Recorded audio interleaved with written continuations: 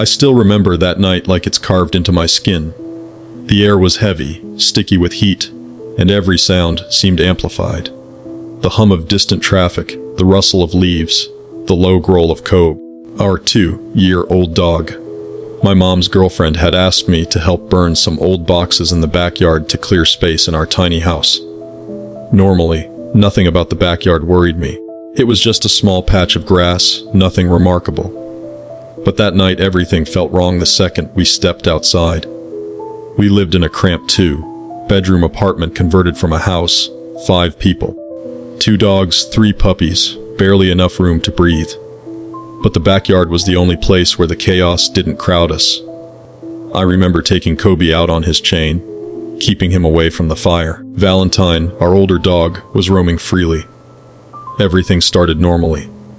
The flames licked the air as cardboard boxes burned, smoke curling into the dark sky. I laughed with my mom's girlfriend, thinking we were just enjoying a simple chore. Then, Kobe started barking. Not the usual playful bark, frantic, sharp, insistent. I froze. Valentine began growling low in the driveway, teeth bared, eyes fixed on something I couldn't see. My skin prickled. That instinct you get when you know someone is watching you. That gut punch of awareness. It hit me. I turned toward Valentine's stare. My heart dropped. A figure was there. Tall, thin, wrong, completely black like someone had drained the color from it. 7 feet tall, standing in the open driveway despite the back door light and fire. Its eyes bulged unnaturally, unblinking, staring right at me. It wasn't human, not really. The shape of its limbs was wrong, the posture impossible. A voice in my head screamed danger. It wanted something. I don't know how I knew, but I did. I called out instinctively, "Oh my God," and blinked. When I looked again, it was gone, just like that. But the energy lingered, like a shadow of fear attached itself to the air. I told my mom's girlfriend, but she just tried to reason it away. That didn't help. Nothing about what I had seen made sense. My entire body was shaking, my chest tight with dread. We put out the fire, brought the dogs inside. I tried to shake it off upstairs in my room with Kobe. For 15-20 minutes, I felt something else. Something observing me even there. I tried to rationalize, tried to tell myself it was a trick of the shadows, exhaustion, paranoia. But then my mom called me downstairs. Her and her girlfriend had fought. My mom went to pick up my sisters from their friend's house, leaving me to watch the apartment. The minute she left, I heard a noise from the backyard. Kobe's chain rattled. He was frantic. Valentine growled at nothing I could see. And then I heard footsteps, slow, precise, calculated.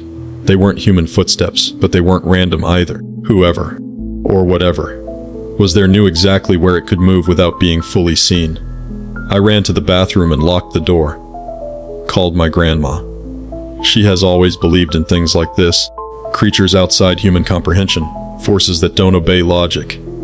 I told her everything, the figure, the dogs, the fire, the energy. She didn't interrupt. She listened, letting me unravel. Then she said something chilling. "It's a Skinwalker." I laughed nervously at first, trying to dismiss it. But the fear in her voice, the seriousness, made my stomach drop. She explained the legend. Shapeshifters that could imitate humans, animals, sometimes even sounds. They study their prey, observe habits, and attach themselves to fear. They don't rush, they linger, learning your routines, your environment, testing boundaries. And they always want familiarity first. The thought made me sick. This wasn't random. It was deliberate, calculated, and it was learning. The rest of the night was unbearable. The figure never fully reappeared, but signs were everywhere. A shift of shadow in the corner of the yard. The sounds of something heavy moving just beyond the fence. The dogs refusing to settle. It was testing us. Watching me, watching my family. Measuring how close it could come without detection. And in those hours, I realized something even worse. It didn't have to be seen to be dangerous. It was patient. Morning brought a brief calm, but not peace. My mom and her girlfriend returned with the kids. Nothing seemed amiss. Yet, I couldn't shake the sensation that the figure hadn't left, just paused. The hair on the back of my neck was stiff all day. Kobe and Valentine stayed unnaturally close to me. Valentine's growls came without stimulus. My grandma's words echoed. It's studying. It's learning. It's waiting for a moment when you slip. Weeks passed after that first night. I tried to maintain normalcy, but every shadow, every noise, every animal's bark or growl reminded me of that black figure. The apartment felt too small, suffocating. My sleep was haunted by half-seen shapes, distorted reflections, whispers I thought I imagined. And in the back of my mind, I knew the first encounter was just the beginning. Whatever that thing was, it had chosen me, and it wouldn't forget. Then, one evening, I checked the photos from the backyard that night. Photos my mom had taken of the fire. Something I hadn't noticed before froze me in place. A dark shape loomed in the distance, almost hidden behind a tree in the shed. Its posture unmistakable. The eyes glowed faintly reflective, like embers in the dark. My hands shook as I realized it had been in the photos the entire time. I hadn't imagined it. It had been real. Watching. Waiting. Practicing. I haven't stepped into that backyard alone since. The dogs know. I know, and yet the memory of that night claws at me, reminding me that some things in the dark aren't just myths, and some legends are lessons. It started as a normal Saturday. My girlfriend Thea decided to go hiking alone. Usually, I'd join her, but she always insisted she hiked faster without me. I stayed home, telling myself it was fine. 2 hours tops. She'd be back by sunset. By the 4th hour, my unease grew. Her text didn't match her usual tone. I replayed every message 3:33 p.m. Me seen anything cool yet? Nope. I'll send pics when I reach the waterfall. Nothing alarming. I went about my day, constructing pylons in StarCraft, trying to distract myself. Then came 4:06 p.m. a photo. Thea in front of a small waterfall, smiling, arms crossed, cap shading her face, turquoise earrings glinting. Something felt off. She wasn't holding a phone. How was the photo taken? I texted, asking who took it. Silence. My anxiety spiked. Maybe a passerby. Maybe she'd set the timer. My logic faltered. The forest wasn't crowded. It was isolated. An hour passed. My chest tightened with dread. Then 4:53 p.m., another text. Thinking of you, Pa. Not Thea's style. She never sent emojis. Never in her texts, and the thinking of you felt mechanical cold. I paused StarCraft. My phone felt heavier in my hands. A primal warning gnawed at me. By 5:37 p.m., she texted. I'm on my way back. A photo accompanied it. This time, she was holding the phone near the trailhead. Relief washed over me, brief and shallow. My fingers froze when I noticed something in the image. Behind her, in the falling leaves, a shadow crouched, barely visible. A figure watching. Not human, or not completely. I felt it in my gut. Dinner went cold as my mind replayed the image. Every text from Thea now seemed like a trap. My attempts to call her were met with silence. Then came the last text. We're gonna be home late. Sorry. Not her. My mind screamed it, my instincts screamed it, but I had no proof. I decided to take matters into my own hands. I drove to the trail alone, bringing our small dog Gazelle, hoping she could pick up a scent. The parking lot was eerily quiet. Thea's car was there, crooked under a dim street lamp. My heart sank. She wouldn't voluntarily leave her car unattended in the dark. I tried her door, locked, windows clear. Everything seemed normal, except nothing was right. The forest loomed ahead, dark, suffocating. I called her name. Thea! My voice bounced back at me from the tree's hollow. Gazelle sniffed the ground, hesitant. Every instinct screamed to run. But I had to find her. My phone pinged. A text. No, you're not. My stomach dropped. My fingers trembled as I realized whoever had her, or was mimicking her, knew I'd come. It was bait. I ran blindly, over roots and rocks, following the faint tone of her phone. But the forest changed under my feet, slopes where none had existed before. My ankle twisted.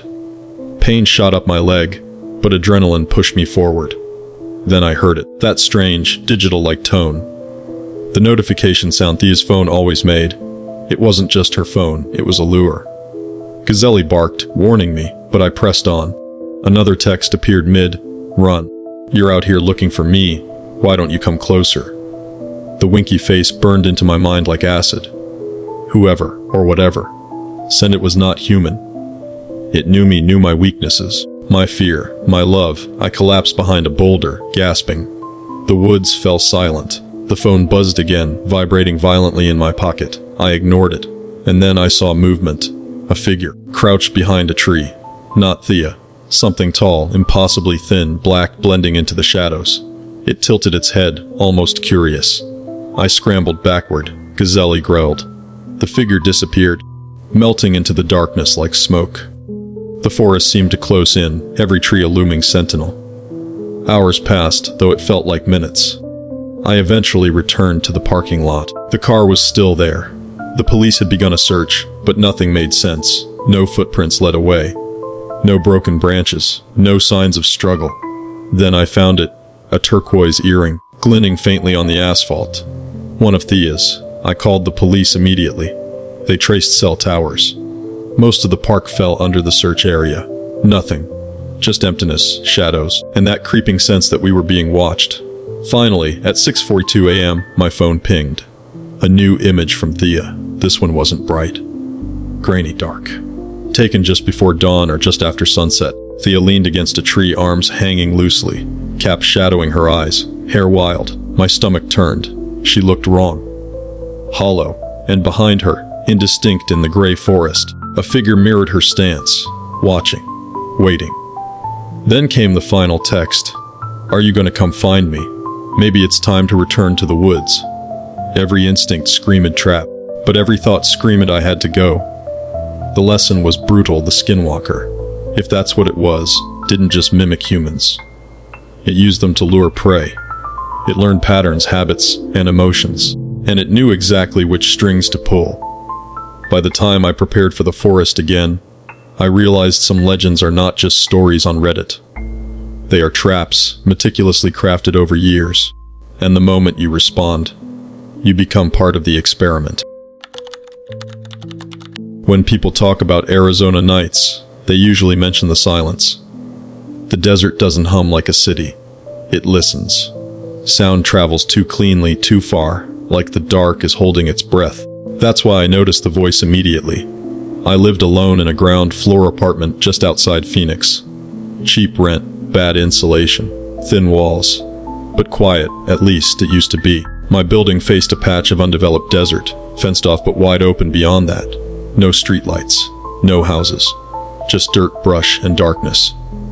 The first time I heard the voice, it was around 11:30 p.m. I was half asleep on the couch when I heard someone say my name. Clear, calm, familiar. Hey, open up. It was my neighbor, Mark. I was sure of it. Same tone. Same lazy drawl. I glanced at the door. No knock, no footsteps. Just the voice coming from right outside. I texted him. Me, you at my door. No response. The voice came again. Closer this time. Simon, man. I forgot my keys. Something about it felt off. Not wrong. Unfinished. Like a sentence spoken by someone who didn't fully understand how voices worked. I checked the peephole. No one there. The hallway light flickered, buzzing softly. I felt stupid for being nervous. I opened the door halfway. The hallway was empty. No Mark. No movement. No sound. I shut the door and locked it. That night, I barely slept. The second night, it happened again. This time the voice was different. Baby. My stomach dropped. It was my girlfriend's voice. Perfect. Soft. Concerned. Why aren't you answering me? She lived 2 hours away. I had spoken to her an hour earlier. She was home. Safe. I stayed still, frozen in bed. The voice came closer to the door. I know you're awake. My phone buzzed. Her. Did you hear that? I stared at the screen, blood rushing in my ears. Me. Hear what? Her. Someone just said your name. Outside my apartment. That's when I realized something horrible. It wasn't following me. It was learning us. The third night, I didn't turn the lights off. I sat on my couch with a kitchen knife and my phone recording audio. At exactly 12:04 a.m., the voice came back. This time it was me. Hey, it said in my voice. Open the door. You're fine. Every muscle in my body locked. The recording picked it up, clear as day.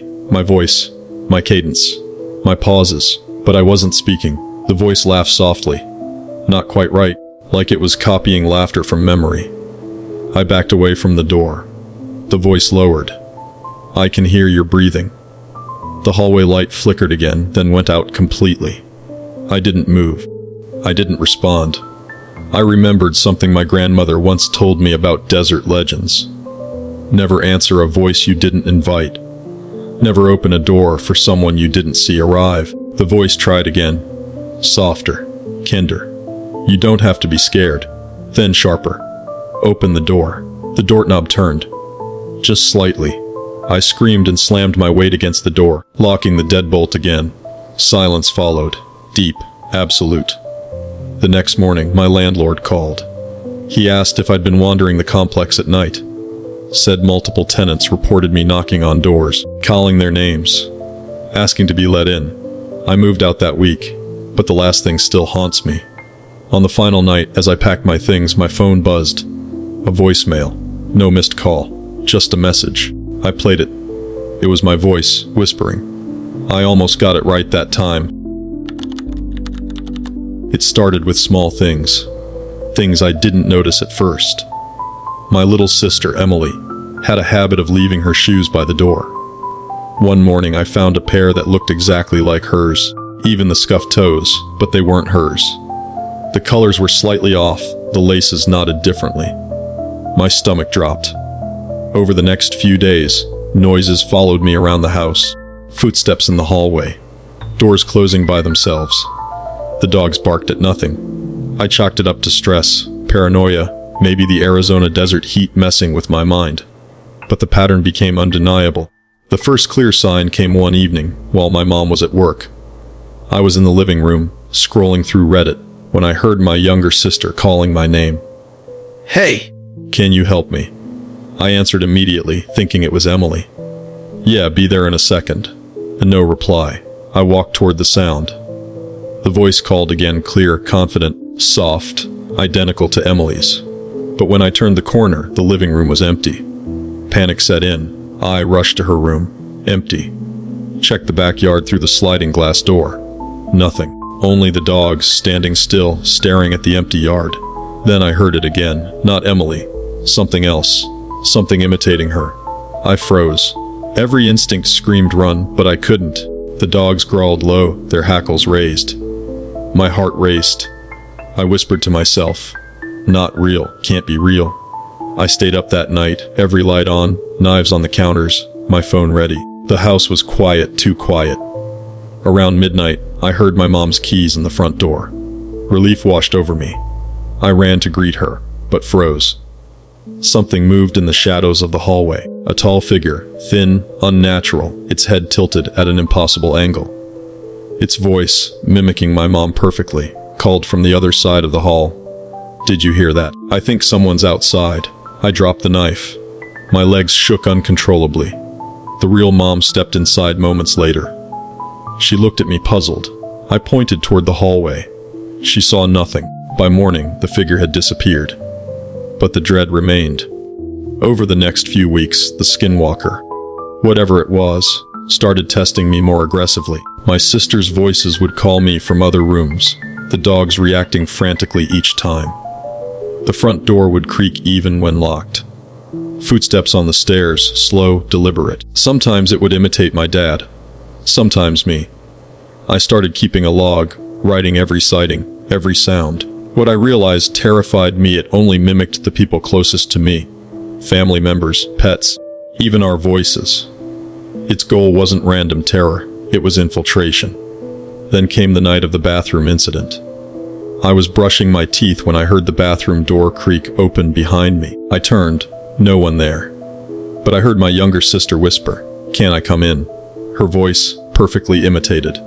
I didn't move. My reflection in the mirror was normal, except for a second reflection behind me. I spun. Nothing.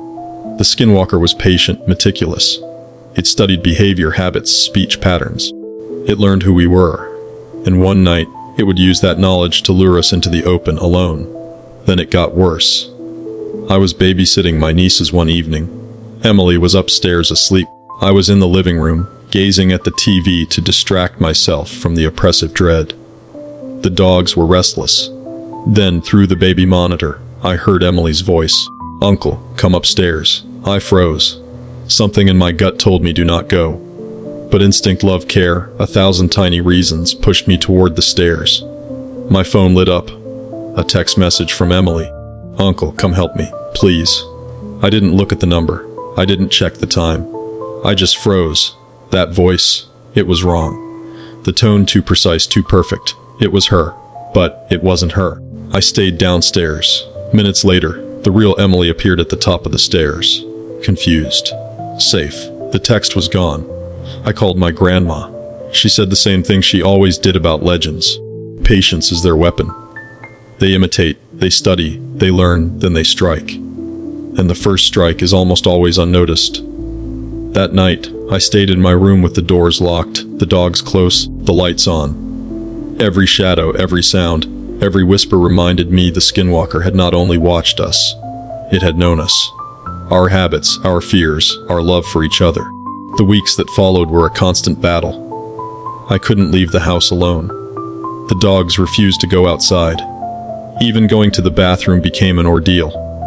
Every creak of the floorboards, every shuffle of feet became a test. Was it real? Was it imitation? Or was it just fear talking? Eventually, I realized something even worse. The Skinwalker wasn't bound by space. Once it had studied someone, it could follow, appear, imitate. It didn't have to be seen to be effective. One night, the final warning came. I was asleep when I heard the whisper, faint but unmistakable. "I know you." And in the mirror, for just a fraction of a second, I saw it. My reflection. But twisted, elongated black eyes grinning, watching. I've never slept fully since. By now, I thought I knew what a Skinwalker was capable of. I had lived through shadows that whispered in familiar voices, seen shapes that mirrored my family, my friends, even my own reflection. But nothing could prepare me for the night it crossed the line. It was a Friday evening. The air was heavy with dust, typical for the Arizona desert. I was alone in my apartment, the dogs restless, the blinds closed tight. My phone buzzed with notifications. I didn't recognize texts from my own number. "I'm outside. I can see you. Why are you hiding?" The Skinwalker had learned another trick. Not only could it imitate voices, it could communicate digitally. Texts, emails, phone calls, whatever it took to lure me out of safety. My blood ran cold. I didn't answer. I unplugged my Weave, set my phone on airplane mode, locked every door, every window. Then I heard it. A whisper at my back door. "Come on, let me in." I grabbed the knife I had hidden under the couch. My heart pounded like a drum in my chest. Step by step, I approached the door, peering through the peephole. Nothing. Just the desert beyond, empty. Yet, I felt it. Watching made a mistake. I opened the door slightly to throw a bag of trash outside. I saw nothing. The street was empty. Relief washed over me. But when I looked up, I froze. There it was, standing on the sidewalk, impossibly tall, impossibly thin. Black as smoke, eyes glinting like coals. Not fully human, not fully beast. And then it shifted. A flash of familiar. My girlfriend's face, smiling. My little sister's voice calling my name. Even my own reflection staring back at me from its warped features. It had learned everything about me. Every fear, every love, every weakness. I slammed the door shut, bolting it, but I knew it didn't need to enter. It was already inside. The air felt heavy, like a living thing, pressing down on me. The dogs whimpered, refusing to move, eyes fixed on corners I couldn't see. Then came the laughter. My voice. The voices of everyone I cared about. Echoing from every wall, every floorboard, every shadow. I ran to the bedroom, locking the door behind me. My heart raced. My lungs burned. And then, I noticed something that made me stop. On my nightstand, my phone, off, buzzed. A new message. "I've learned. I know you. You belong to me." I screamed, dropping the phone. It fell face down, the screen shattered. The whispering stopped. Silence. Deadly silence. Hours passed, though it felt like seconds. I couldn't move. I didn't dare sleep. I didn't dare breathe too loud. The Skinwalker didn't need to attack to terrify. It only needed to wait. Patience was its weapon. The sun finally rose. I thought maybe it had left. The apartment felt empty, but the sense of being watched didn't fade. The dog stayed close, trembling. I went outside carefully, peering down the street. Nothing. Just sunlight. Just dust. Just the world pretending to be normal. I tried to convince myself it was over. Perhaps it had lost interest. But that night, as I slept in the living room with every light on, I dreamt of shadows, of black figures with familiar faces, reaching out from corners, whispering promises I couldn't refuse. When I woke, my phone was on, screen lit up, a single text from an unknown number. Next time, don't leave the door open. I never left that apartment alone again. My friends stopped visiting. My family called less frequently. They said I seemed changed. Paranoid, obsessive. But I knew the truth, it wasn't paranoia. It was a lesson, a warning, a rule I had broken. The Skinwalker wasn't just a legend. It wasn't just a creature. It was a force, patient, intelligent, relentless, and it was waiting for me to slip again. Sometimes late at night, I swear I hear it outside the window. Mimicking voices, laughing, watching, learning. I've learned the only way to survive is to never show weakness. Never let curiosity win. But I know, deep down, it doesn't matter. It waits, and when it chooses, it will return. Not because it needs to kill, but because it thrives on fear, on control. And the next time, I may not be ready.